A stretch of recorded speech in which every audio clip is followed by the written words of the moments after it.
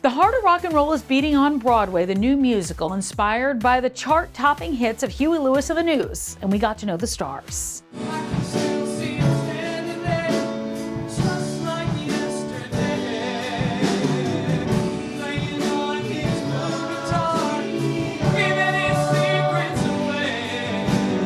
It is a beautiful romantic comedy in the vein of John Hughes, set in the 80s, inspired by the music of Huey Lewis and the News. And there's a wonderful love story in there that we get to share. There's hilarity, shenanigans, cardboard.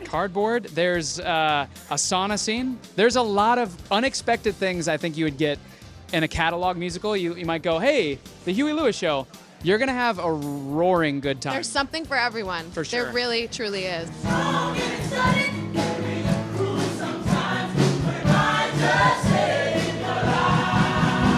This show is a really fun rock and roll show that is unassumingly deep, begs the question, what is a dream deferred, and helps us all to explore second chances. I storyboarded Huey Lewis's songs and lyrics. I wrote all the lyrics out on note cards. I put them all over my wall.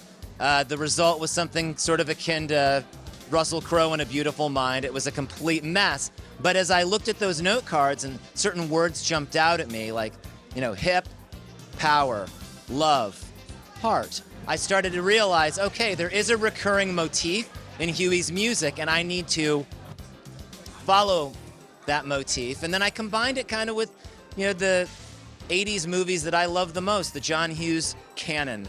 Ferris Bueller and 16 Candles, and just wanted to tell a sweet and accessible coming-of-age story about people coming into adulthood and fill it with heart and humanity and humor.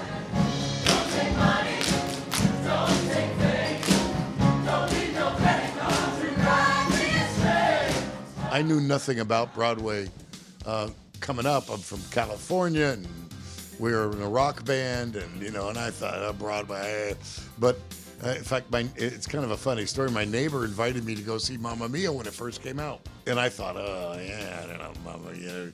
I'm a rocker, I don't. But I went to see Mamma Mia and I was knocked out. I just loved it.